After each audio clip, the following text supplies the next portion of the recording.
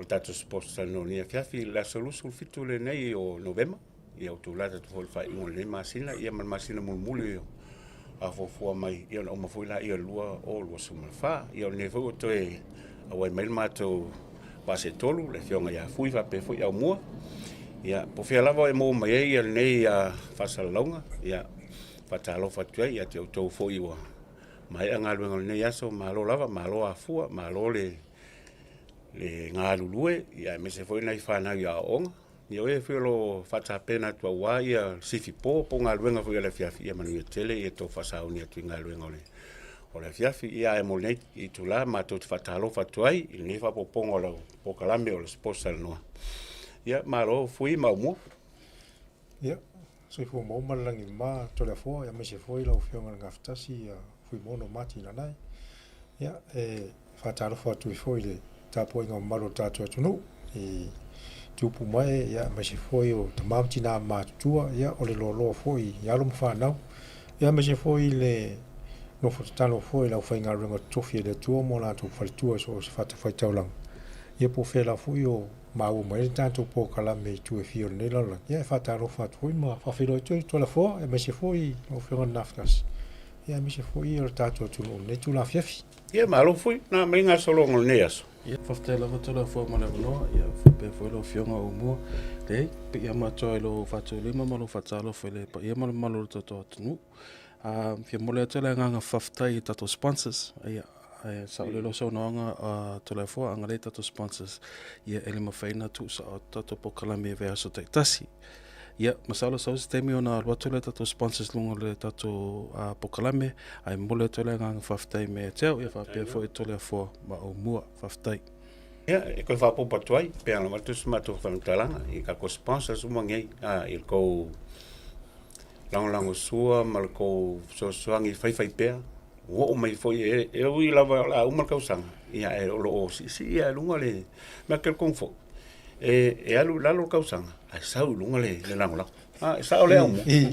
ma ia nga ki fa ku lo ai sau yo so ma ke ka ma ve pe lo ko unga ka ma lo ai ke o pa fiki ma le me ke le me la sau fa pe o ia nga ia pe le nga ala ma ko me ia ku le malo lo foi mai por favor ka ko por kala Digicel Pacific is giving away $10,000 worth of prizes this Christmas. Simply gift your loved ones. Digicel top-up of $20 or more. Or send money through any of our money transfer partners to MyCash. And you get a chance to win one of 3 major prizes. Enjoy the gift of instant connection this Christmas. Terms and conditions apply.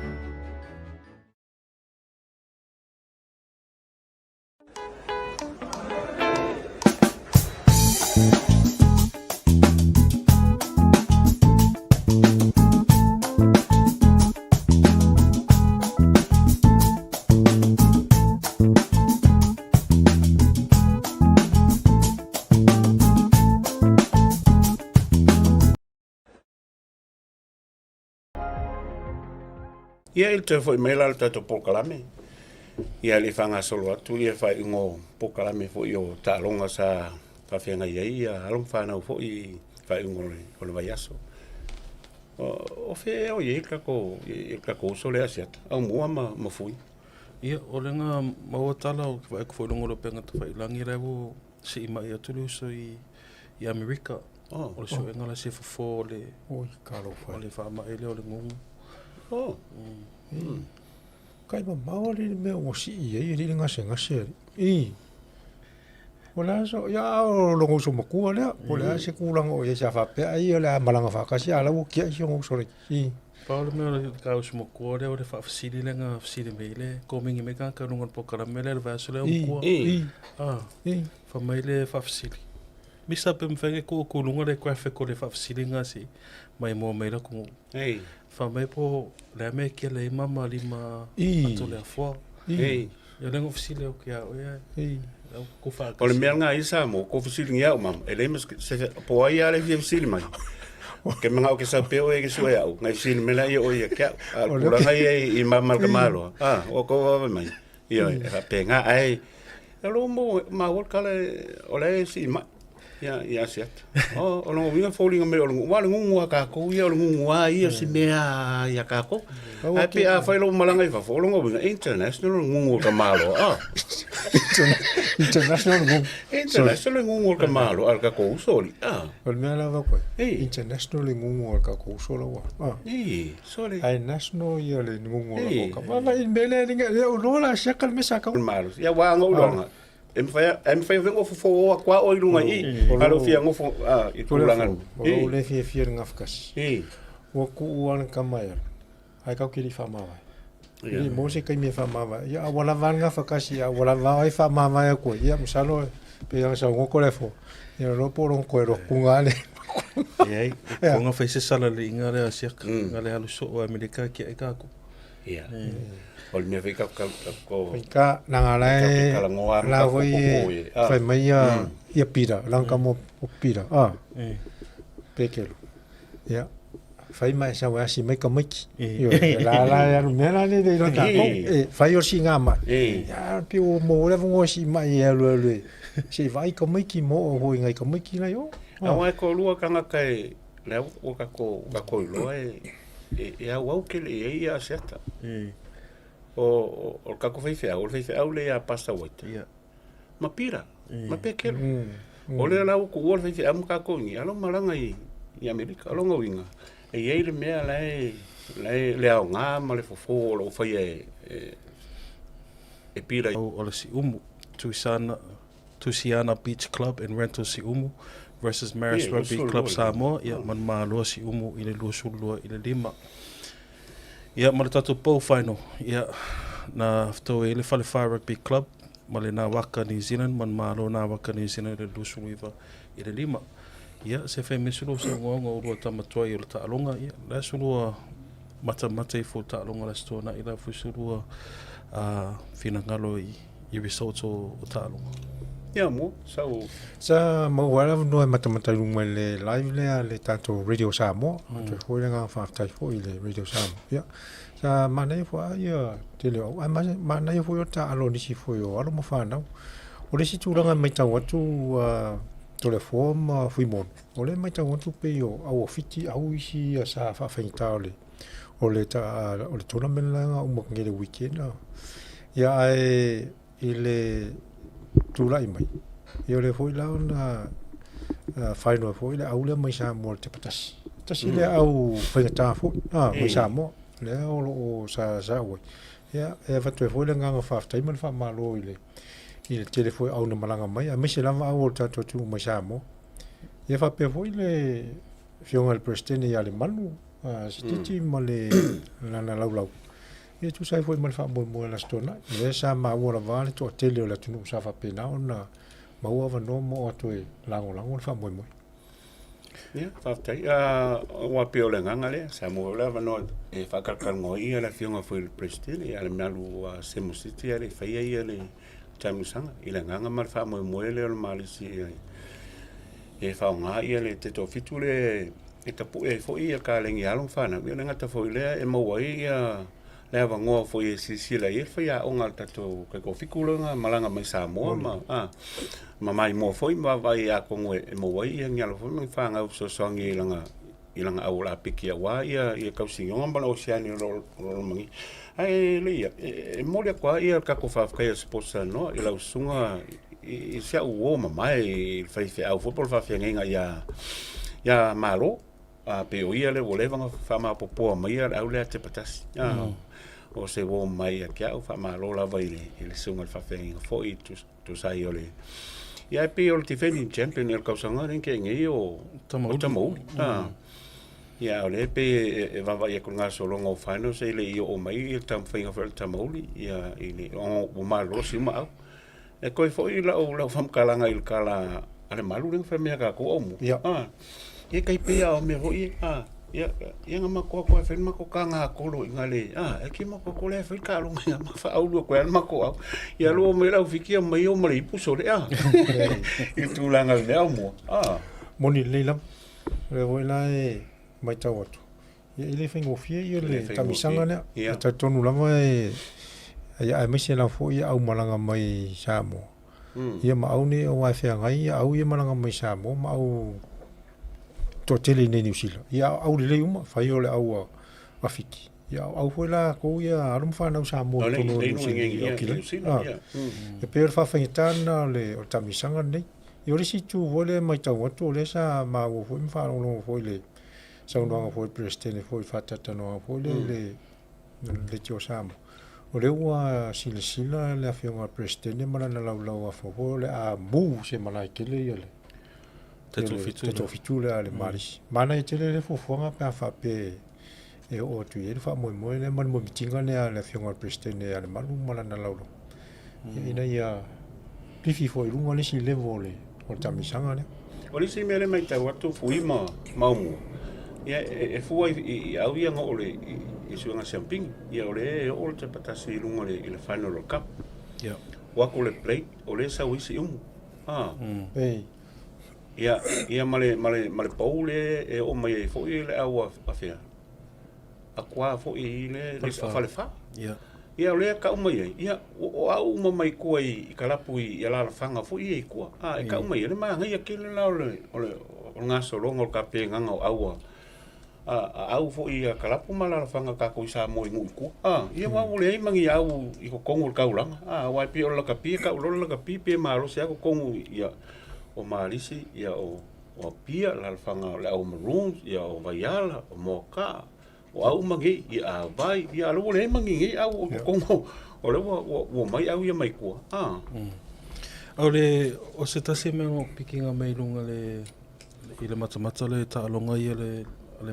Maris Sevens. Ole manga ngai o le umi o tamata alu. Man ko vale le terminata to i Hong Kong. Tato va ai le struggle le tato au manu sama tom fai pu e tama e kiunki kele ko umi. I felt like, you know, we were both the sevens, like the Maris Pacific Sevens.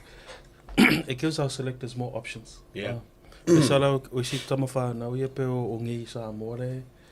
ngi New Zealand le fiola ia, so we were able to utilize the talent pool that we have outside of Samoa, especially like metal height. I was really impressed with the height look that we had on the weekend during the sevens. Mai fui ka kong fui o se mele sila foi maki kilo ia le ngata i faya nga fo lo ko lai mangi i ne ka ko so foi amatamua ia me se foi ia le ngila ka pi kilo al development o players foi le makau ia sal 7 sal 15 me se ia le ka ko pionko ile fisi i kingo ka ngako ka e ko kusa me alu mo fo se ko o ko backline ia ko ngila ka ko pingi ya e fua ye pela menga volele i po kala me fai e fai ngofia ka milo e ko fai ngol development local ngoko e tenti fai ka me ki el ka ke ngofia ka me ki ola la ele ye kingo me power me ola develop unto Vaega and Toleafoa tato va ai aule Argentina ya sola pe ola o le aule sa tele le o fiki pu ia Hong Kong Sevens ngoma ko ngi le tosanga ngi wa ko le Argentina ko ke le 6-foot players. Yeah. Ale aulo tato po fo nei ko le. So hopefully that we're able to get a further selection over to for le coach le hotel Samoa te to fitu. I'm not sure if they're able to add on more players or he's happy with the current squad because the Oceania Sevens, I think it's on the first week of December. Ole fai ia o mo ngai au mo o ka ko sposa no mai mau panga mo sa va ngoka ke e o mai foi ele sunga i foi Yamatamua il coach ka to seven so yengi e fez ka ko fa ka nganga e le fa ka penga foi mo ko foi ke wa ka ko ka li sa mo e fi mo fez ka ko ka nganga foi mo le uso ia me se foi ska ko foi fa mo longo ku langa e ma va foi ka ko fa mo yanga foi ma i le uso ku sai foi long kulai mai mo moni le e ta o te foi ia pe ta o le o mo se ta to no male afionga le fa ya ngol ta to fitu ole te foi mai na turanga le ngonu sa no ole ye e se foi la lo ia ki kilo e sa le ya mana o mia le ka ko ole ka o mi turanga penga me se la mal le ngonu a lo fa fi ka ni fo a mo foi ka ka kingol le o ko mai ma working o isi nga kulang le la ka ke fo ya la kala vonga por ka longa le fai siking e fai le ma fo mo ke le loko pe ole o tulanga na wa e voisi a unga ma kwana ai ki o king so le ya kwa fai la vai a unga ia la king ole ai se ta o tulanga na e mga amia le hai ai sa vola ia fa ngale king ai le va pe o le ka piki fo le king ia ai sa unga ma kwa o ki a ko na vale ai e taua ole kula honga le a hoanga nga lulu e wa kasi honga le nga tulango e fai a onga toa inga ia ha tok honga le inga ia au mai fa fole le un kamar para ai le i ga ko i place fa pe e sa le taua te le ia le ma mia fo ia le kingole awana lu mole skalamu malai out from a spectator's point of view atatoa ai i le aule lua maliva ma le lua fesifu. We had Alafoti Fasileva, Trevor Reynes, for i to Vaitemi. You guys had Lulangi Koko, Semos Titi, and I think Alama Yeremia. I you guys had a good number of Oganko as well. So, hopefully we were able to get a right mix for the future Manusamo Sevens games. That's what I'm saying. Yeah, Fafkai, a kakele si pokalame ma ta longa fo isa fa fenga lukin. Kalkonga bakungia bango. Aumua ma fui e ko mori ko ka ko Fafkai ke lava e ka ko kalapu al marisi ngi akilani. Tu sai fo ima male fa fo ina fo ima o ka longa seven si lukin kengi wai le fengo fil ka penganga mai longo masinga lu makwa le ku. Yo me lava le aso se yo lava ngai ia molke le koi ia le fa malo ma fa tai le sports Talanoa i le kako kalapu malo si al mali si la ofio al presidente le malo se mo city fa pela la wa fono a ko lava mai lava kumu yo lava ienga ia ka paka ma so se mia na baenga se la po senge me uma pe fa nga sa no le malo ki kilo fo le mali si wa le fa ke le nga mal expand le tournament ka sanga fo yo ngia me uma e fu lava ile ngata fo sponsor e langolango ia e mese langolango su lava kanka uma le ngata kalapu ko mo le ko fo ma ko fa kai kalapu malava sa wai mi ka singi o le aso ia wai le mo mangi va ia nga maka ia mai mo fo ia sa mo malalang ia sen ma ngai el tournament ia mese fo ile o kalapu ma au makaku mo sa mo na wai mai ia ko kongi base se mo mai ia o ngol fa mo lava wa fia mo ngi ar mo fa nga ko kongu ole o kako au le ko fiko sa mo ia be fo ia mo le ko ia fa fa ke lava i la sunga matamua fa ia onga o kulai mai ngai al kako kai ko fiku ia we kulai mai foi ia pe ang fa ko sma ko fam taranga mo ngai ia pa fa pe mo se no ta ka kalngo ia kongu la vesau se aso paula volea ya kongu wa nga fo ia le seve sa fa fo inga le ka kala por marisi weekend o mo wai foi ma ka kele ya ko se pool of players e ke sirsiele me ka nga e walka pinga nga ole o fa mo lo usiani ale la ile masinga fo ya te sema ia se mako fam kalanga le a ka ko me ia ku loi ka ko results o fai ungo o la kapia sa fa weekend na fui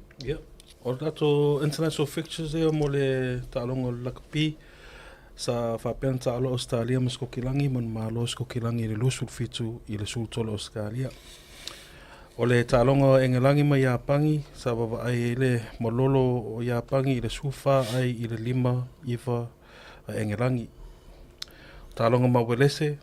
ma Afrika sa man malo Afrika i le fasul 5 le sululua welese. Ia, ma le talonga fitima Ireland sa man malo Ireland i le 5 lua le sufitu. Ia ma le talonga sa whapena whatino le aso lasunga fua le aso nei i le Vaotonga ma Georgia man malo Georgia i le lusu lua ai i le fitu tonga. Ia ma le tatu talonga le All Blacks ma le au Italia man malo le All Blacks i le lusu luiva i le sutasi. Yo aina talonga le international fixtures mo le lakapi lo fionga Toleafoa. Ia toto faʻasoa i temine pe toto mo le malolonga toto meila ia faʻasoa. Ia ma ia kako se ia kako malolonga fui mau mo kako foi melo ia kako faʻasoa loa i kulanga i fai unga iu kako ka fa longo ko I ka longa umang fa lu ke Whaonga le tautua le PacificEzy le masina atoa November. Mawailoa wanoe te malo ai whailonga tupe e whasifuru tāna au saunia mo ana paanga. E luasifuru whailonga mo Samoa, luasifuru fo I whailonga mo tātou I New Zealand nei. E se ina whailonga se fulu asto nai o vaiaso te tasi. Mana tua lo whaua pea tātou whapitoa nao le 5 tāna pea whaonga ina le PacificEzy mobile app. E whaatino ai au tupe whamomoli mai lau telefoni whebe ai. O loa wano fo I le tātou direct transfer. E te posi mai ai lau tupe le tātou account ma whaamalia ina fasili I lunga o le telefoni. Tino ile lafo ina o lautupe ai ngā whapitoa. Mo le tutongi ina o pili o le bai, mo li maisi au nanga I Samoa, o lo mawhai ana whatino o le tātou au nanga o le Easy Pay. Asiasi mai loi tātou ofisa I o Tara o Tāhuhu ma le taulanga whatau I mangele, pe walau mai le telefoni o Barsalau o Tasi ono mo se la e lata hatu I ante oe. Pe whaonga le tātou app po le direct transfer, e whasawa I lo taimi, a mese wa taunga tāwhoi le pensini. PacificEzy, o la paanga mo tupe whamo moli I Samoa. See your plumbing. My shower head's fallen off. I'll see you soon. For all your plumbing needs, call a Seal. No job too big or too small. I'll see you soon.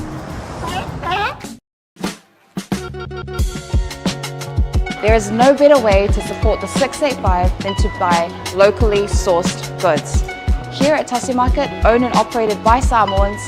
for the Pacific.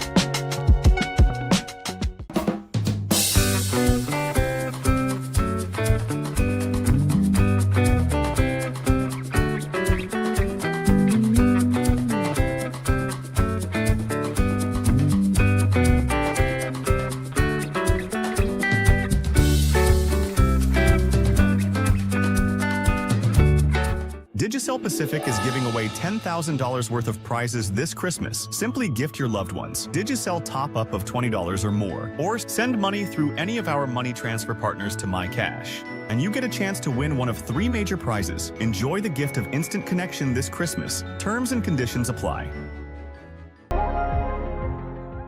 Ia o le laua ka ko fa ngolongo ku I unga o resource kalo I lenga umakungi a kongu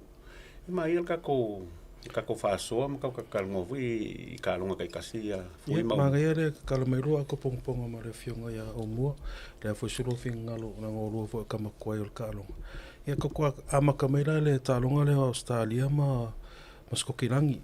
ia aba ai la le fina o le talonga o se tasi mea ngo matamata iwo absent the defense Australia. It was really obvious.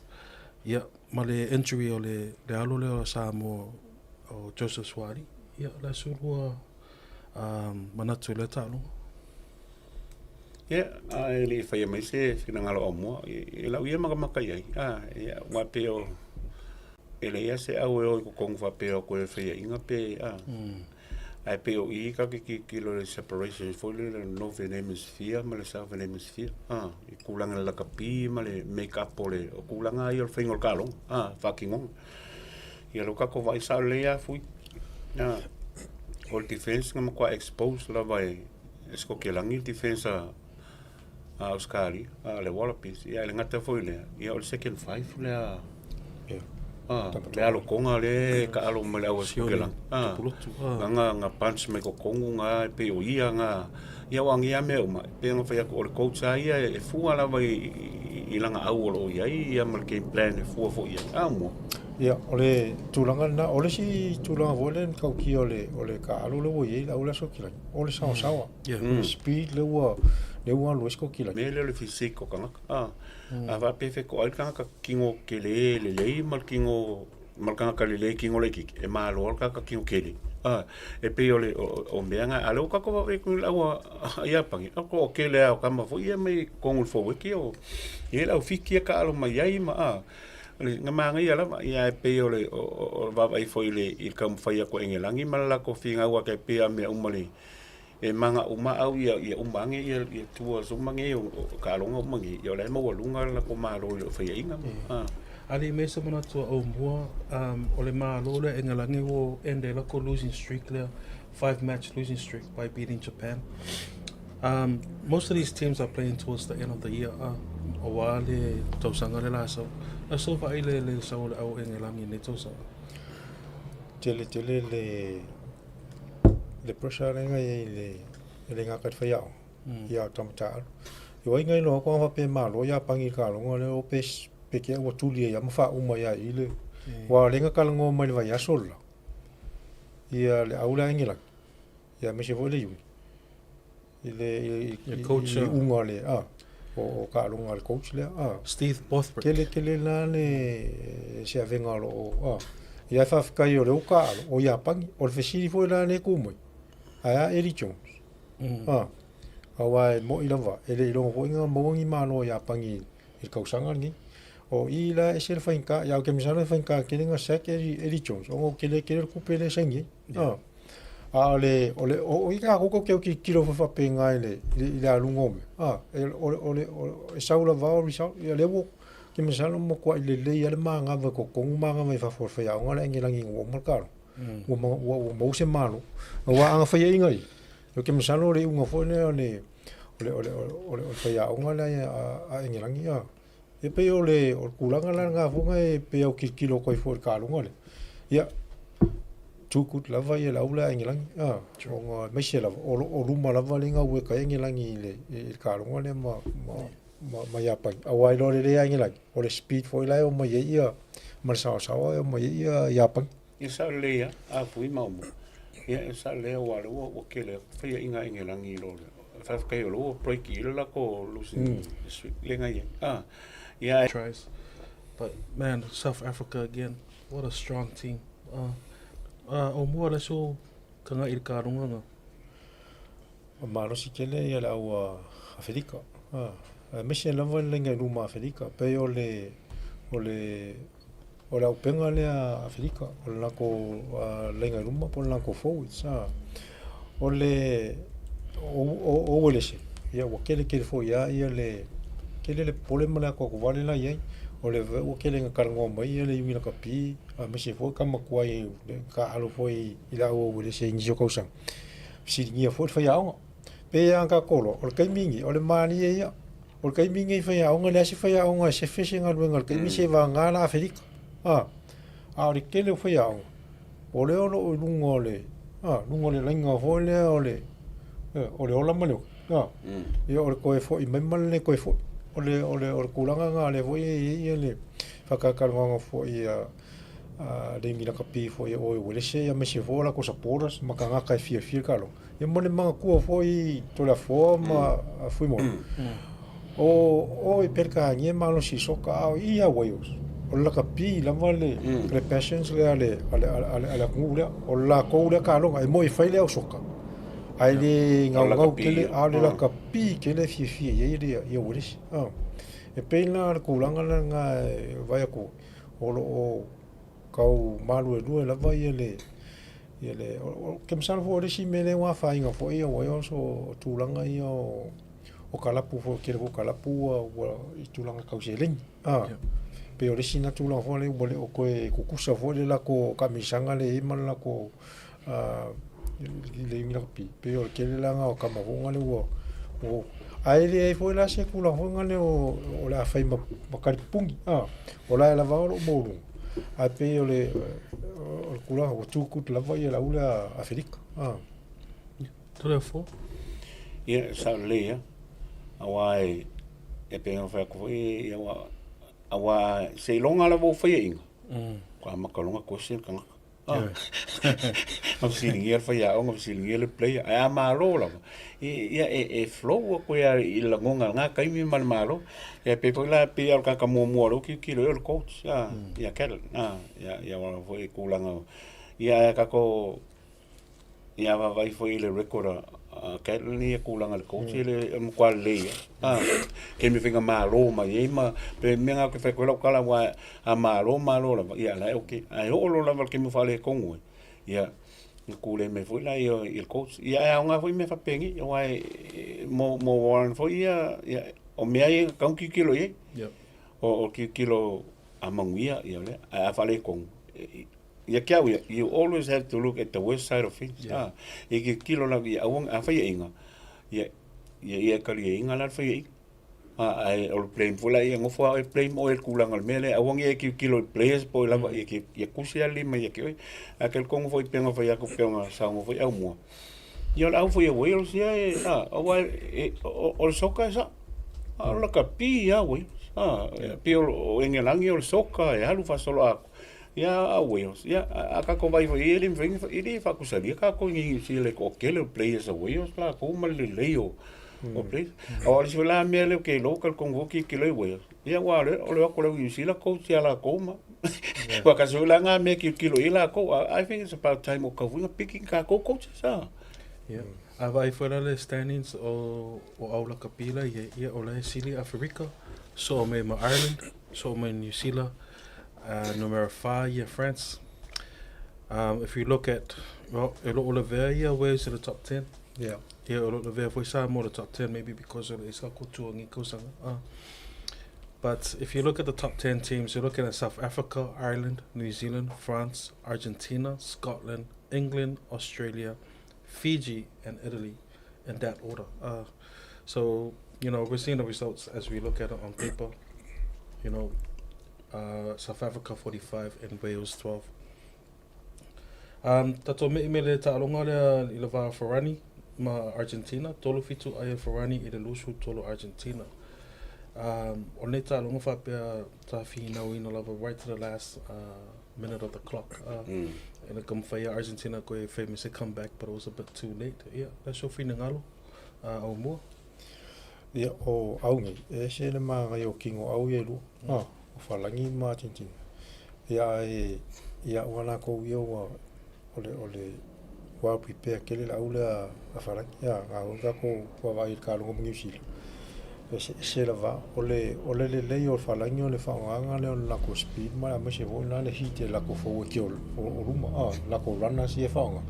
e pa ti pa le ka mo e ma la ko kamba e carry le polo pe o tulanga la na ki tilo la ula a farangi a mai al ko comeback a Argentina le second half ya wa kuai wa mo for kai mina ko Yeah, tato me talonga le ba fiti ma Ireland, man malo Ireland I le 5 sulua I le sufitua fiti. Yeah, tulafono. Yeah, e pe o me kongale e alenga fai lo rugby le window le pole a mangole e fai fixtures ia international. Au umai no vele misfia ma sa vele misfia. Le alanga ku e alu maka ko le man. Ia le ka kole kong wow I foi e mange e kamisanga ni o ye male world ranking foi po fe fa kulanga nga. Ia lo winga uma au ni. O le avangua e ko kolma. O lo winga aku I ka ko inga. Ia wa kile ka ko ngafale kong ka ko wa pe o menga mga mia I ka ko wo ye kong wa le ve o ya kong la fe itu. La yo. I pola lava ai me ka piko silen ka wa ia ka ko. Ia wa me fa pengi e pule mele rugby. Wa ron tonga. Wa sa ngo me au tonga. Ia nga feinga le kalitahi ya Georgia. I le lusulu fitu. Ia. Nen koko karongo nge le au le Japan. Ko foi me le ko ka ko wa ai ngai le standings o le o au. It's just Fiji that's in the top 10. Tonga's not there. Japan is not there, and obviously Samoa's not there. Aumua so far it feels like Samoa's the missing one out of the end of the year tours. O le tulanga la sa taun fa mo e tatou yung la pi avano fa peni. O le ua o aku a sisiku avangoa ia e whaiunga fa nga foi ka ku play se o ka alu. Le ka penga I mo le long term po nga o ka misanga male e male walk up ya ka mi e o misi ka ko wa ngo ya e le kali le representative le au ya pani fa mai e lo mind ke le la ko I le lost there nga lose e all me like build la ko team o wale rugby world cup. So hopefully do you think we will see our team bounce back, the Samoan national team bounce back for 2025? Ia pe bounce back pe le bounce foi pola lava kulanga me ai pe mo mua ka kali le mele manga me lo rugby la mele manga lo rugby o ma fa kulanga me mo o mangi le vea ko Samoa ka nga participate me kongole ka misanga ia le ule o ka ko e kai pe a me voi o fa ko ngomel fa msingonga ka ngai uska ia ele fai yo longo winga o la wa yele o yele le polo o lungo ka ko mu mol me nga lo pe o makai ku me ka ko ele se me le mo ka ko mal kapi ya ka wa ya mo ka ko ele se me le ele so longo o mona for me o le ko kusaso que for example le aule chocha le nga magmalo ya ko aso la pe o chocha pe se au vonga le fe ka ko la mima. But you know, looking at Tonga's tour at the end of the year tour, out of 10 games they've lost all 9. You know, and I remember you saying earlier that Tonga and Samoa are very similar. You know, I mean, if we're seeing countries like Georgia and Spain develop quickly, why are we not on that same? Yeah, manga wa pe ka ngolo aule Aumua. Georgia mala ko ngi au ngi ia ila ka pia ia ke nga maka mai fo wa ai fo ia longo nga fa ia inga mala mia me lan ku la no ku ke mingi ele fen compare ia el population ma fa ingo players ke minga o ke mingi development au ngi o so mai sponsors como o Bluwave rugby support ma vai mai ole ku competition ko kongo o Georgia mo ko i wa solid ale moment i so sa e pia runga la fam kalanga kusaka kuma konga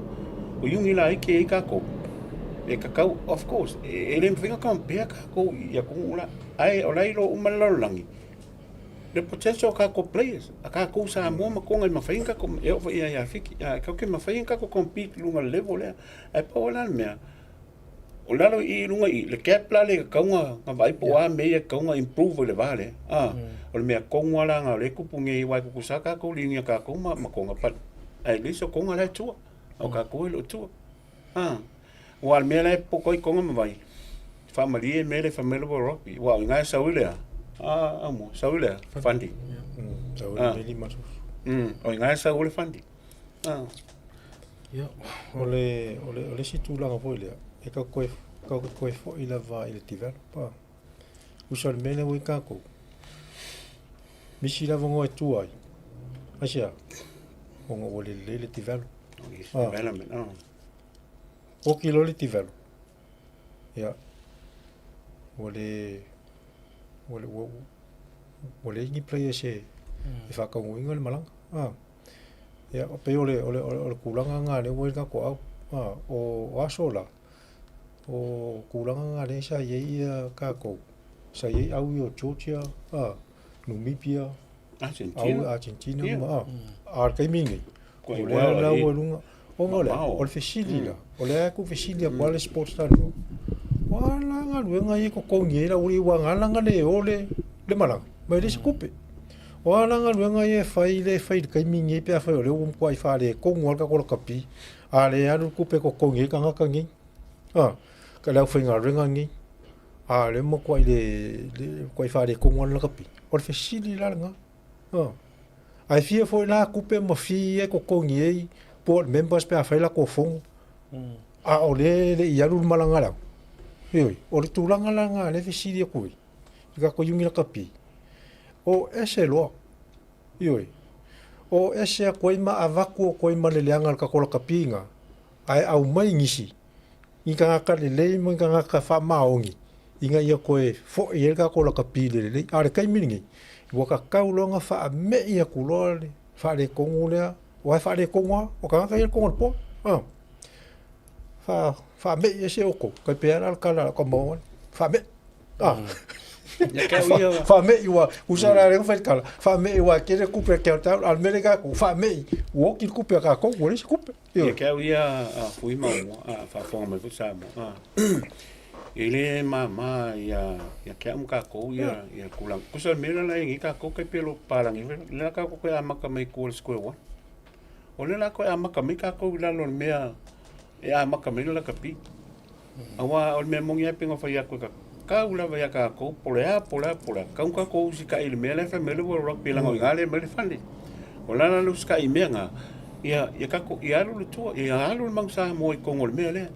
o la fa ngi me la me mo ai kam ka al ele yes kam ka al ka sanga ko ma me ele yel ma vo ele towards the end of the year aninga le ka lau kalsa o ke fai aku e le vil mo mau mo I la so a pe ka ulu tua o ke fai aku lau ka alo male alu a I le ai alo fa ngau ngi ka alo mau al fa me sa lo fa kalanga ule o tua ia e mo ko fai ka la e pe o menga ki kilo ye ka ko o le la ko amaka mai ka ko ye ka u ye I kulanga I me umai ai ke pe o me ving sa mo a wa pe fai aku ku nga ia ma fa mo ai o le na ko va ko sal mele ko sal ko amaka me aka ko la ka pi po o fe amaka mai e ka ke fai ko la ke fam kalanga ka pi ngai fai au ngai o ye ngi maka ka le o ku ngi o piki au mo mai e fai au mo me ile an me ka ki mai e fai ka I ku langa e va ko fam kalanga fu ne va ku la ka fam kalanga ka e le ngaka o le o ka alo ia ka foi nga lo fali ko so ha uma kulanga me nga yenga il ka ko ka ke vai la ka pi mal me o ye wa pe o I o ka mai fa mil fai unga me me lo ro se ava pe nga mai e se le ngil develop pai le ma fai la ka pi a ke o mai fonga ele se tu o ko le ko se ma ko nga te ke longa fai ngor ka la ka pi o le ua ako o le ka kanu o fai unga nge yo o tua ma ka lunga yenga mananga I ke no au ngala ya a saula le ranki vole ya o ese kulanga le ka ko o pe ala no so no to ke pe ale le mera o le ngo mai fonga le me amakanga ka ko kalamea I think we're going on to the second year now for sports Talanoa and you know it's the same thing you know it's like a broken record fonga le o afuia ko advice mo ko lalo fonga lu avele yungi you know I feel like it's not just you guys as well I know other people have also said the same thing and you know it's common sense if it's not working maybe change the guard change the team it's nothing bad about you but maybe sometimes there's someone that knows how to do it a different way or a better way I mean ko foi o kala ko le sika ko episode ko kala ngo le FIFA ko kala ngo I le tosa mo the model la work kala ko la me le why is it working because I saw a comment on saying that you know rugby league and rugby union are totally different things yes you're right but you know it's the same country elo fa pe foi ka alo ke mi umal mang Samoa ke pe vo le to Samoa they only play on particular events particular time it's not like every month they have a game but when they come together the boys need allowances accommodation transportation whether it's flying over there it's getting from one city to another city you know I feel like that just needs to be the answer maybe a different model of approach but you know like what we said earlier it's like are we repeat it's a broken record foi mau mo sa mo I kulanga melo ka kalngo ngi le liki male rugby league male mam sa mo o le se there is a competition se liki o fai sa mo nothing whatsoever Aure e mo lunga le I el tosa mo all the development's been done from overseas ola ku so le piki mo me ma fai le ngola ku le ku lunga I la ka pi rugby union ia ole fai sa mo fai competition me uma ale pa la lo le o inga na ka ku kikilo what's wrong what's going on te pe ola le me o fa le kom e fai langa au ngi ko official ka pisa mo e piki maku fakai kai le mele o me liki pola lava at the end of the day it's all about resource if finance is the problem then we need to find Samoa needs to find a better finance person to manage the finance if that's the problem for ngale il kako ya yungi ale o tulanga le mai ke kulanga le o lua fa so ile moro le fa pe fa nga ele se moro fa nga liki ongora elo yese ka ko liki yungi yo o mele pe anga ko kala ngo fo isika po kala mo o longa laki malonga le leo le liki o le kelo ka maumangi o le ku fafo o lo ele o pole la ko ku pe la ngo la e ko kongia la ko ang fa pe la piki mainga ka mai ki mai samo o irola e mau ai fo la ia le maliki e kau ke fo i la va le meane kasi le fa mai le pis e o fo la soka ia la fu ka ko fa longa ke le fo ia le fa mai o la ve pisi fo soka o le me mo ia le menga al ka ko yungi mo kwa le anga fa mai le wo ye o long fa fe kai la le liki nanga ile o ele o fa mafai kama ka alu long o la vai ko kongi la ko la kala o la ko ma fau ia ka alu mo Samoa e lo popole la ko kupe anga va pe piki mai ngai ka mai ki mai Samoa ai e si o fo ya e sa vo lunga le mele o ngol le se kupe ko ngai ka mai ki pe o le senga nga o le mele sa mo mai o mo kala ko a fui le mele e ka foi mai ia fui ma sa mo mai foi ma se vai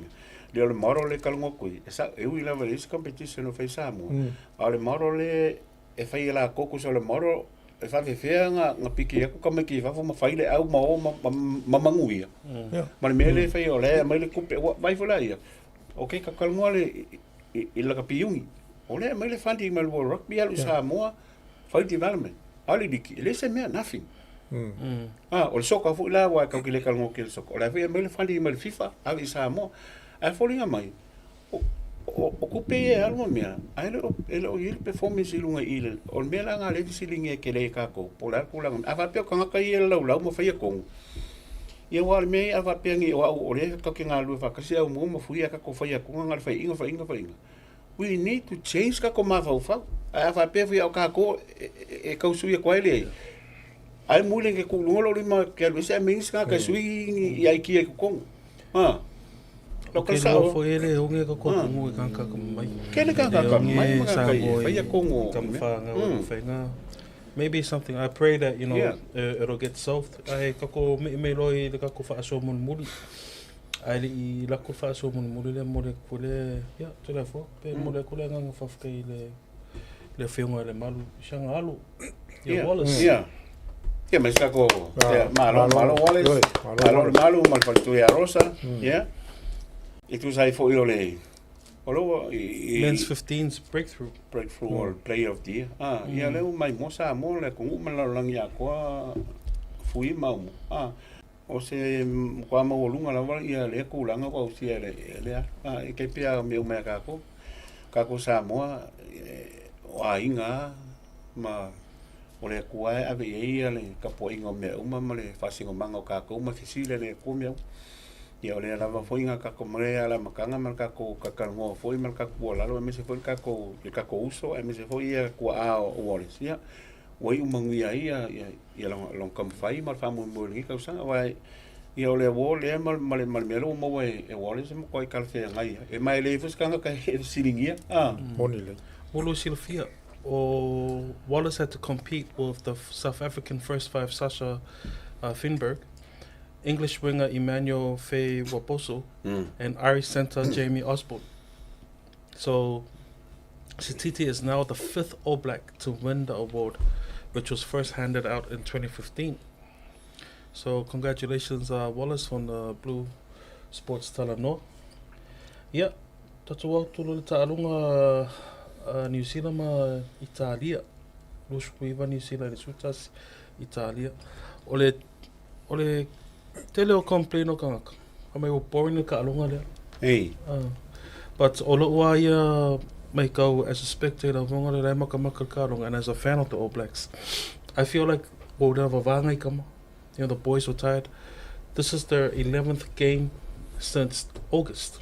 You know, okay, low fatigued, but I felt like the boys handled the fatigue well. The full 80 minutes. Mesha kama in ka alu full game. Yeah, let's know mangaku Toleafoa. Yeah, Aumua. So finangaro. Moni leia ia ole ia o finangalo anga ma langona o yo tangata ono lato o la ko wanga wanga o ngumber kasi la val au ngipsila ia ka mesha la ta tangata ni ngipsila ai wona ngalo ia moni leila mole sila fifo ole kele o kamangi nga sawa ia o artemingi ele umi finga malo lo a makamo kamisanga yan PC una pe a makaku ia le super rugby e pe le tulanga na ia ma matua ele o kele se kaimi o lava ise recover fo le ma se malosi e malo lole le ia tamai yo isi foi o la lava e ola a la lava lo fea ngai mamangu o kingo e pe o tulanga la na foi ngale ya wa ia la tala mo o ki le popole la ungi si o ke fie le la ungi si le wo ye o le voi ia ni si o la fisingi fo fa ya o ngam tu pe a le la o ke kari kongu lava ile fa ya onga a me se fo ia place wo ye o le kulanga nga wa yo lo va ia il kalo ke msano anga le ia i kari e malo o le si foi tu lang fo ga awa anga ka ngi fo la yellow plex o fa pe ayo mai mau kai yo ko inga ma fa pe nga ar kai mingi o sui ka longa o professional ka longa o le ko yar ka mana vo ia isi mu ai kai kai o ka fie fo le fi nga o mai ai karia inga ia ma ngai ai le ka longa ai ke ala ko o le malo o malo ngi sila e pe o silinga ka o ponga le a e wai se va la ngono o kangaka kele kama foa New Zealand nga avel malanga ngi yo ya nga ka foinga le vo sa ye fo kama la ve ya en ko feel in my for isi kama fo ya kele kala nga fai kala nga mul le o plex ya e pen kala ngo kan kala o plex ai o nginga em ko iko alo pulo la u ikali ila makanga o kala nga sore fi e fai o le attack o defense ai kali em ko manga ia o le vla ka kalngo il fatigue of course e pero o kalua ever since o professional la kapi a va pe o kupe mal fatigue o ke kalko ngwele mfinga o me mulmulia nga vi fa lo le sponsor ma o le va ko kupe o ka me o ka le na va o no every game you have to be on top of your game. When you're playing for money, you make sure que perform. Al fatigue mangamel, that's why the coach is there. E piki kan ka le malos, piki kan ka wa ia kam fai wa le au le ka ko le plex po wailam. Ia ka kaula on the day ia le lei umar ka ko au ia perform nanga kele mele ko moi. Mo sila, mo sponsors, mo la langi, mo le ranking, mo le World Cup, kele yome. Ya kulanga la o meva pengi ile au I kariam ol makoi. Sore makoi makaukia le alu I kari. Ai o au la le alo pesi kulanga I meka pensa ngofo e Aumua. E ei foi goals ale. Short term goals al coach. Long term meva penga. Ia kiau mo kwa tiko ma boxe sol. O le la koko ia o le whainga e racer o le mouringa o langa au lea mea foi lewa vai foi la ia I paka kilo ia I Samoa ma Aumua o le mea foi lewa ringa mo e Wallace le ia le wall langa ko ia e racer le el coach le vango e ka alo wanga pe e pensa mala ku kong have a game pole I le whainga nga maua le la kali le vango la me ko so ke kal kongu foi ia Wallace a me se foi le malu mal falto ia o le wall ngi kusare o le mo e Wallace ai o langa coach le ia ngai malanga langa au a ko it's a team effort a ko em se langa coach le ia you'll believe a race I can make it ngai ko le top 6 takes top 6 takes fe me lo manga ko le top 6 takes me le o lo mai ele to o blacks ya aka ko amaka mele decision making on cup king ya Aumua so what's your take on Scott Barrett as a captain? Ia wala ko le faingo fie e o kam hoi mo ke le kingo ale kiki kam male pe o e lo ngolo au so le pe e ma ko le le fes fa oi ale ke le foi le pressure ke le foi le file mo ho ma ho fo ia me se ala makanga mo foi o kalonga ma kunkulanga fa penga o le situ la fa inka fo la ngore sa kap kengi fo le kuseire sa ke le ngalo ngo fa ngai mal kamale a va fa yo pe ya le o fili kuseire se le ko kap kengi o le o le sa le ya o le tiene o te o kap kengi ya le ki la vo o nga decision make o le fa unga vo le nga fa pe sa ka un kiki e drive unga le Moscow anga over or visili la anga over kiki la ya ile kala ngoanga ka me fai so ya wala ko ya ele a fai nga ya kia ye o fo ya nga ya to move on for ngani a ole pole for because he's a learning ole fa ko anga kengi le ngi ko sa ke le la nga o le fo la o mele e koe fau i langa ngaluenga i le lumunga awa le ke le langa le avango ai ka kere mo au kai e fa e ko ia ngai pe ko ia fa ia o ko kongo ai malai o kamka o kapking ia fa ia ngana ko sa o molola ngaluenga o ko kamka ai e ke ola ko ola o ke la vai le wa pe el mea na ka ku e track ka ko fa inga no plus inga track ka la ile ka longa le kas por fia ka longa malo manga ye mai mo ka masang ye fo pe ma no fo ia ye ngi sila i ngisi au ai le local o ka va ia ko o la ko changing room poku le fio o ka maka o le voi e fia ko la fertu langa na ia fo i olisi mea i au nginga wai pe o kala umale fai e la maka ngisila o le expectation a kangaka i o ko lo blacks run over lungo au e o voi ai kalin fa pe e mo ko ilami no o la close male cat na mi nganga kala o au malo langi o fi nga o mai fia mo wal kulimi or keke e le ko fengo fi wai le ka ko fai inga lai kas pe kasi lai malo pe kasi lai fe ingai o malo fe inga ko petler in the ceiling si le fui e ke me fe lau fai unga la ke this is why as a player menga ngalinga piki a wala kap ela coach kap king a ku mai moment so bengi e fa fe ngo react ke mi lau e fa an ku kingo ko i power melo just ngalo walwa a me a ko a ia fai fo la decision le ka ko fa fonga fa longo fo ka ko i kala players foi all for coach o ka pensa ngo wa va pe ki ke malo ele kala ngo ka ka fa ngo le nga fa e parrot scott ai o ma o fa pengi ko fo i me ko counter ko al me e kai me moment on me halu wa ka lo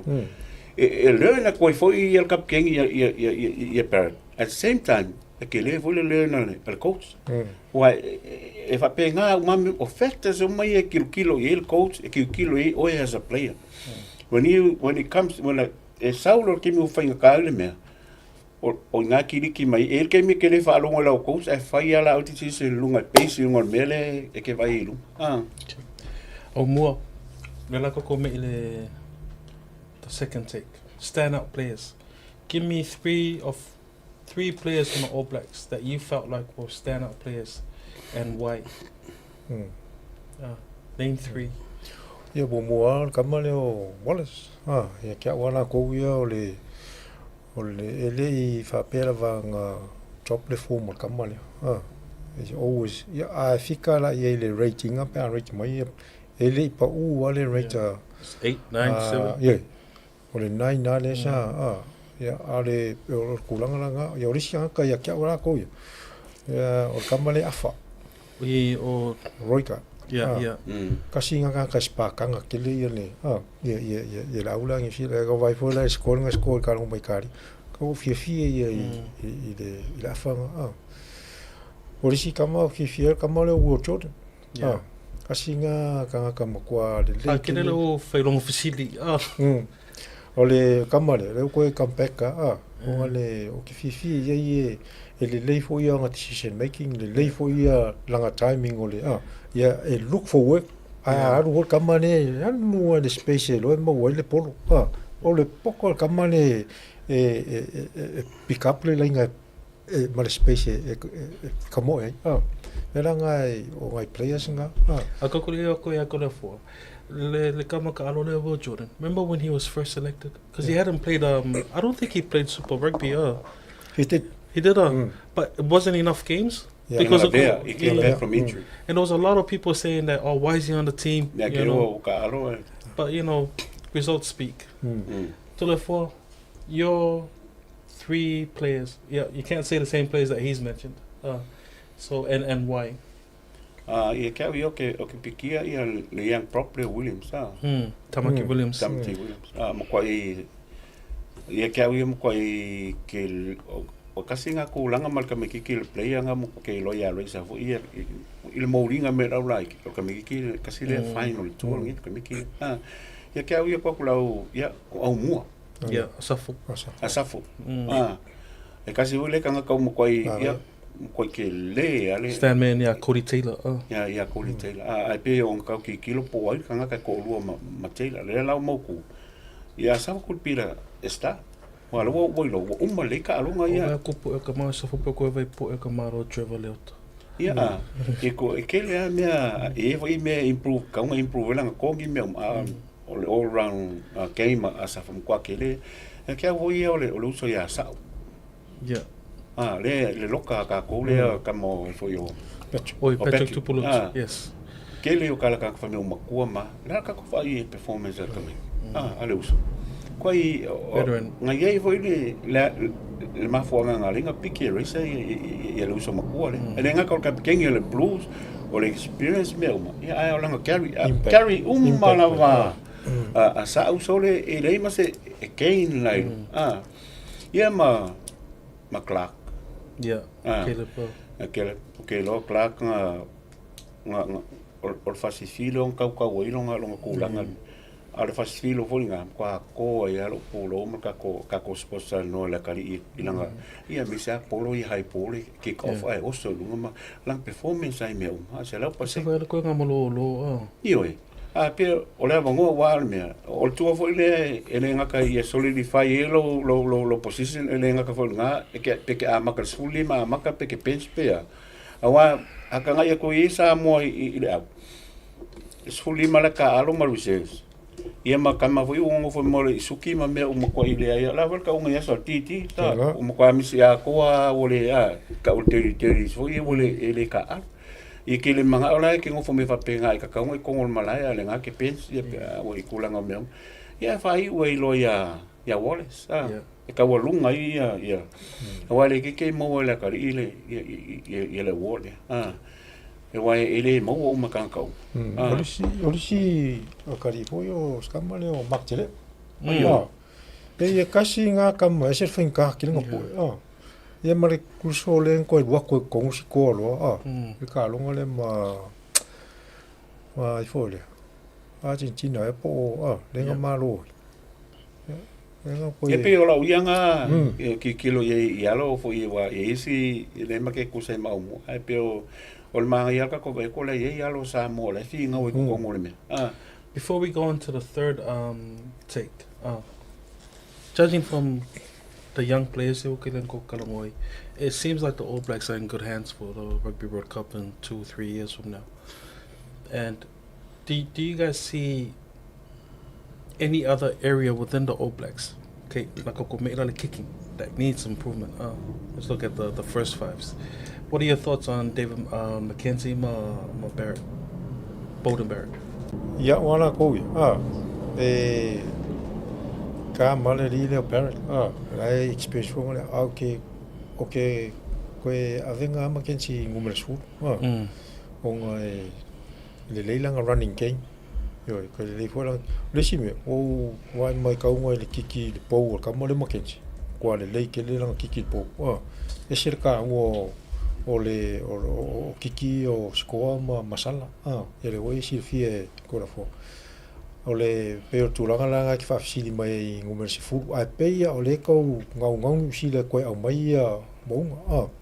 but ya vola ko ke le lo pe o si se fu fo ole le ko ke le lo ngi o ko so fu e sa vola le face 5 ko ke le lo ku po le ngumer si fu va pe so mai o fa pe nga le kula alo le leina o McKenzie ole o tasty ke lo o ka lunga le sa ke ru ka alo ale ko ru ku foi fa impact fo nga le kai miole suinga le afamu Tulafono, do you feel like Steve Perfetta or Plummer could have been a good substitute for Bowden and McKenzie? Ia ka wa ia from looking at performance I mean se la ia ko lang le tua ma ka lunga ia ia ka face fine ka nga o ko luanga o mai ko picture onga e pe fai ku i ki lo raisa mal fai i ka longa me fa penga me se volanga ia trust ya Bowden Barrett ma kids okay ya Steven e mo longa bangua foi but not the first five wala ko ke vai e pe ku fu peki me fa penga i se kali fo Wa penga fa ku o ia ka wi ko ngwa ka ko kulanga i decision making al coach. E ui la foi langa le la alenga kele ka longa inga mo foi perfect le ko ngwa mo foi longa bango wa ele mai foi wa penga fa ko la ki kilo al rate ko o a ko lenga tua ngi la ko tua le foi mai. O le palkanga lo plex le la ye. Aumua, we were speaking about the midfield i kakupoka la mere vaselan ke akungi. Sa yelo songa fonga fa pe mai ya ke you know, you feel like we're over there. There's too many kickers in the midfield. You got Jody Barrett as well. You know, we almost need a muscle, someone who can break the line. That's over ai i le midfield All Blacks ngi i le wrap up le tuangi. O le kulanga nga ngon me sulu. O mga omia sa ka fo le nge ki carry nga le polo a pe o nga le mo omia ke le jacket fo nga. Inga ye ko fa nga si Facebook nga le po fe ho me switch nga ye Facebook le ka long ai o kai mingi pe ngo fa ko kai mo ole pe ala la vanga nga piki kama le nga kicking game fo le nga skill fo nga ai le mano si ke le vengo al polo ye fo si kai mi o fo nga defense ye ke le nga sau ye fo weki o man midfield lo la mai mga mia se ka fo le pe o manon ka fonga solid fonga en fainga ngonga po air fo wiki le runners mai fa midfield ko fa vola ile nga carry le full wall le polo pe o nga fo le nga fainga ka o nga no le ia le kiliki o rico o nga le o yesi solid fonga le se mano si anga ko ngi sulo wa mano si e flow fo le ko le alo polo fa fo pe o le kulanga langa kusa mane malfa fasili fuimon kako me le TMO Toleafoa. The TMO in this last game, I think it was against England, France, that we saw the TMO make the decision for the ref. What are your thoughts on that? Yeah, e pensa ko ai lungo fai inga fai e match official fo inga kai lo folio ka fu ai mesi TMO. Ia vai fale i pokala mele al world rugby. Ele nga kanga o le tuangi o mai ko e participate. A match official fo. Ele ka ko vai o lo folio po choche e mai. O le vai va ko lo folio e min ko lunga level ya. A wala pira pinga wala o me fale fengome. Ia ai pe wo sango inga fo i TMO. Ia le ngai decision ka ko vai kum kwale kalfe ngai ia ka ko va vai ia e pe o inga fo i o wal mali fo ke pe me ale ai fo i er fai ki ele ke le fa ke i o ma ki ko fa le e pa e ia fa inga wai pe o me ka kala ngoi o ka ua o le man in the middle lo fo li o ia nga he make the so o ia decision maker ka lo o kafua o isi la ka longa lua mai kongo ale la on the ground e mulu ya lunga ife timo o pe fa pe o se mea o lele o e ke alu la lunga o lo folia bai waia o maka kauma e mai polare ale fa pe alu lo ka longa e family le timo lu o vai o ngai lo kol mimi longa le ua nga fengi wa momela wa nga ole ia benefit ia e se fulu mo kupu mani just la ngofo mo kilo ye ai makaule lo folia le la alu la vale ia alu mangai me fa pe nga fa pe TMO ama e no ngi le skalo o lo ngi e plower fa i ke mi uma kai mala e ko foi lai ko inga ke lo ke le songa a match officials ia nga officiating ia ka lo ngi me fa pe ia wai o me mule e le fa pe ngo ku kanga ka mal fie skulu wa fe ngo ka maka fi fa lo ngi TMO mangi e fia maka ile la ka pi le fa Aumua Siri muli ole tatou reserve and impact players i whanganga lato ali i a totori i o ile whafsilinga o whaitaulunga le Herald na whapea me o players i reserves al All Blacks lito ale le performance because maybe something happened to them during training or for example sami penny fi now lenga konkasi le ka alonga le I whalangi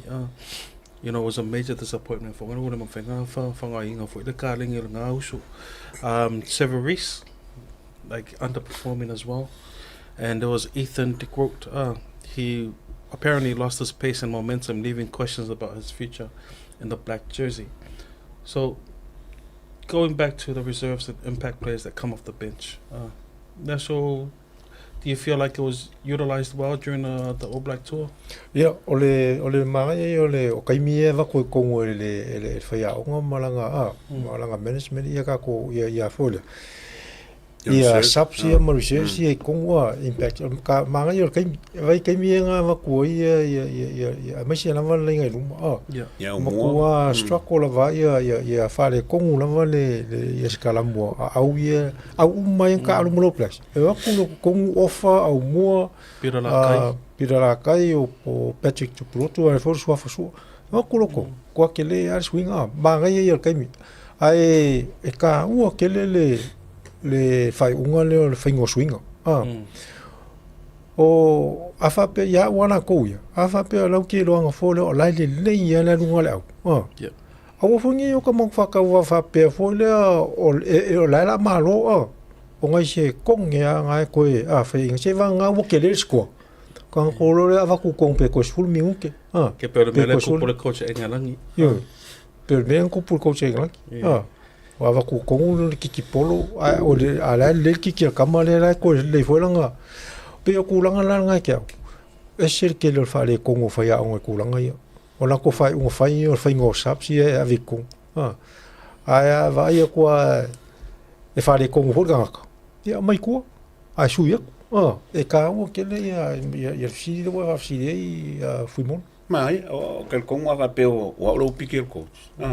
o me o mai ki le va pe ka o prepare o ke pikinga la running on 15 ia mala bench o me o mala ia i la lo a o ke fa mo ia o sil coaches ia o a sil coach for in backline la ko input ya me ke o ke me e fa isaps ava pera lo kalngonge i kemi o research pe ko fiku a kofia le no pe o la kemi ave con e kalngoa mai ia research ke wale maka mo kalonga ka sile fai ava pera o manga o sui left back o kalngoa i o kamai ko i le ko vai ale wai mai no o kongo mai ko ele fai ko kasia e research fai e fa mo research a o ia nga ke fai ko fo le makulanga i makaulia o la o le pressure o le mea. Ele fai ngofi. Ale impactful la a research e fai wa pegi ka ke vaku ia au mai fonga vaku kongo ke o pular kulanga ye. Makaulia pe ka kalmo. Ale ai fai kionga. Sere manga ia. Awa vaku a mai swing a sau mangu ia fa mai ia vai la manga ia fika. A ke o vaku ko ai fa mi. Ala menga nga kuai nga mai kongo kama. Ia fa le kongo fa mi o va venga mai ko va venga sui mai ko ala nga okay. Wa vai fa la ia kulanga le mea. Esa na nga maro umara vakanga. Totally. That's the reason why il ngi ka longa me. E lua me o le maro, o le fai inga. Ia mar kukusa. Ka ko mari diela.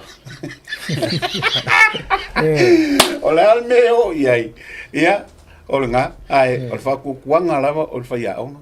O le fai aonga fo inga ke le fai ko kasia e iai langa au kau e mai le input kong. Ave uma ia lang sua. Kama ka alo e kong. La vale unga iai malo ai kasi pe malo fai inga ai kasi o mea o iai al mea kaua i fa malia inga o mala ia le mai mo la ko ngo maka ko mala ia o te rovo mai o fa fsiti mo le tola nga fa ftelo fionga mo lo to fa sa le talanga mai lo ata pompona wa ia lo experiences for e te mi lo ta alo ia ma lo fo iwa va ai ta longa pa va malo so on to the next day. O te loa next week e ona mo mea le tatou interview ma le o ki Samoa i nei. Ia whapea for the oval polo. So looking forward to that one. But thank you so much for this evening. Amu.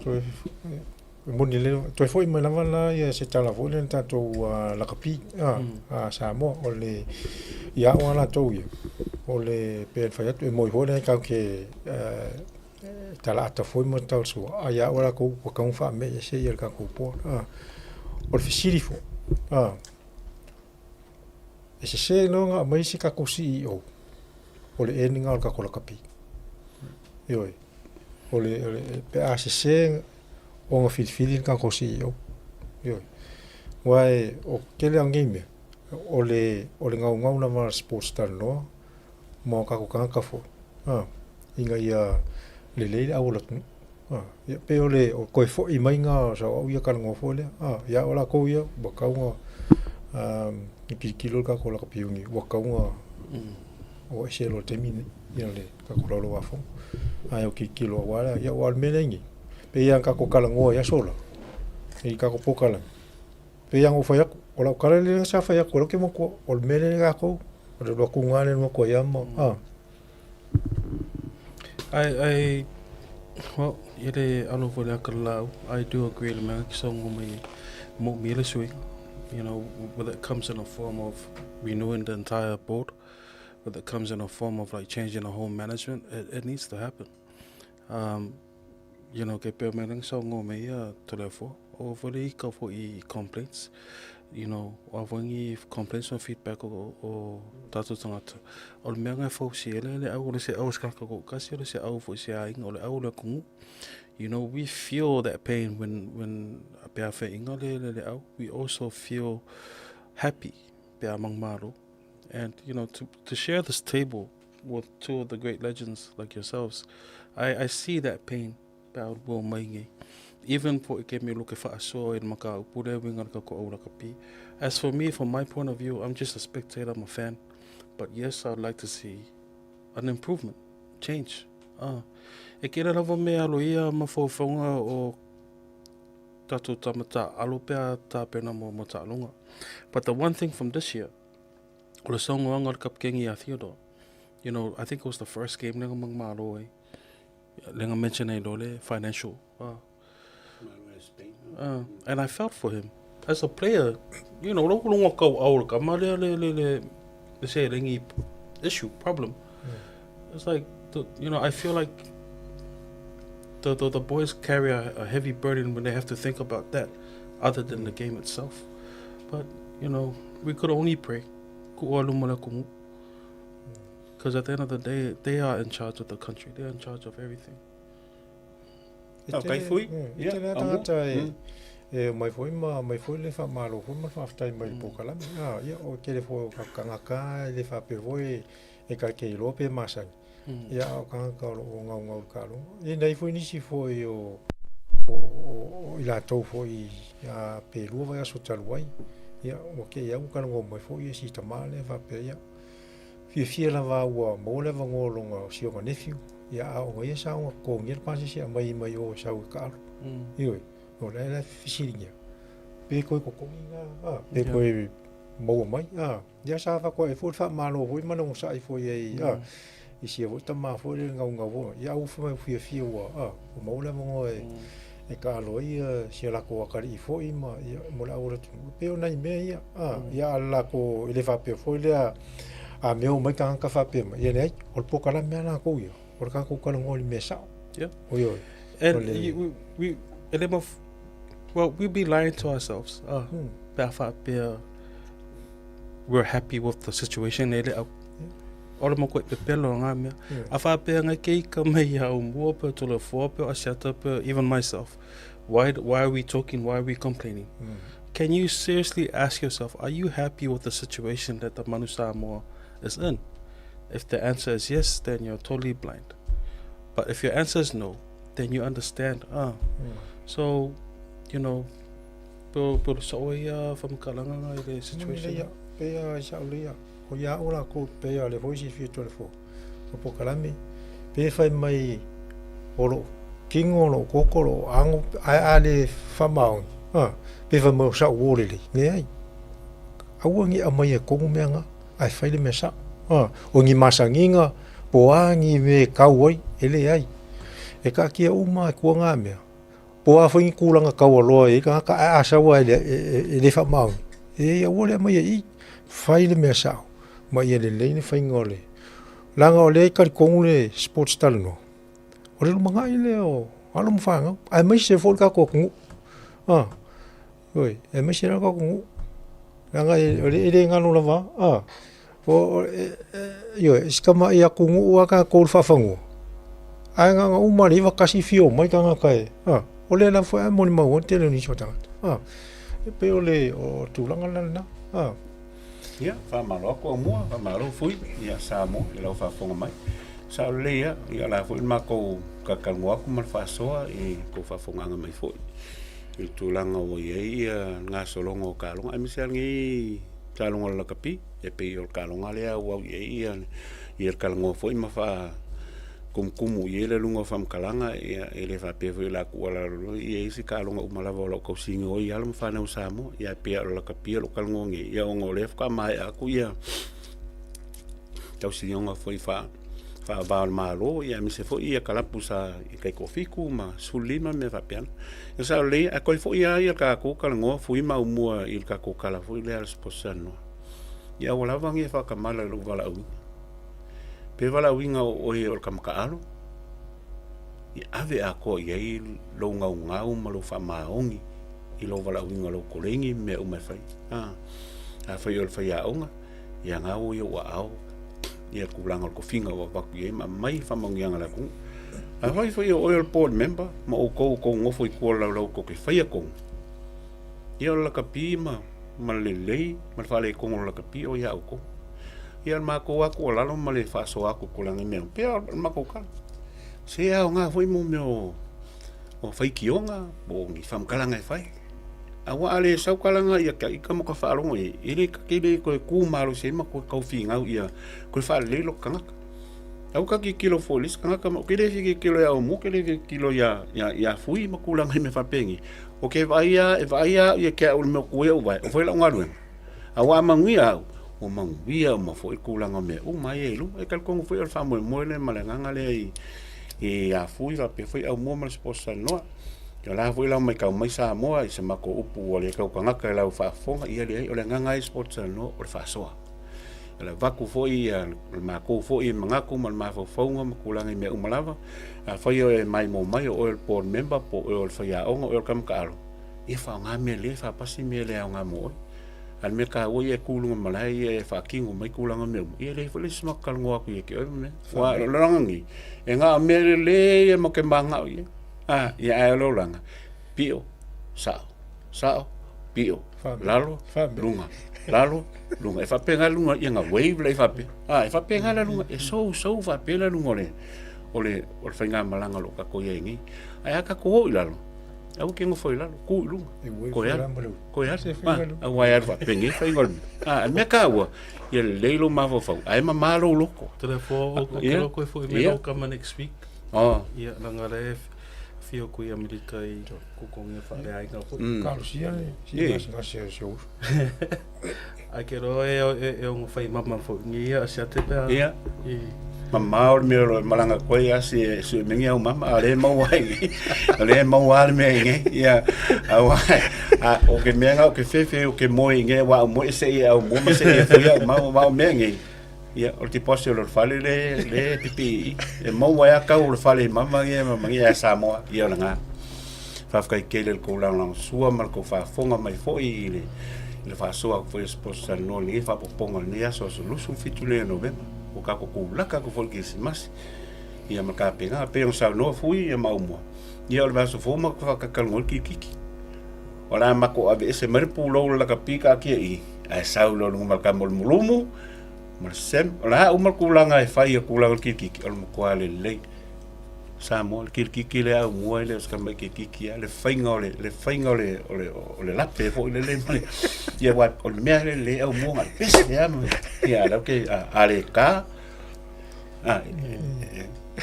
fui su e me sponsor ka ko sponsor lava pe fa la ko kai mo ko ngai fa fe kai kele ko walo fa fe kai ka ko ngai wenga fa i lima fa kasi e kulanga pupu lima wa ia le fa salaunga male wa ko foi ngi fa kuanga male fa leo ko male fa loa ko ia Samoa ia me lo kupu i ala fa nga lo ko singyo ngi mi lava me ka lo ia sama ko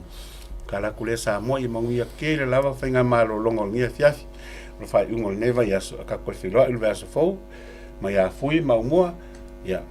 paso foi ia Samoa. Paso foi.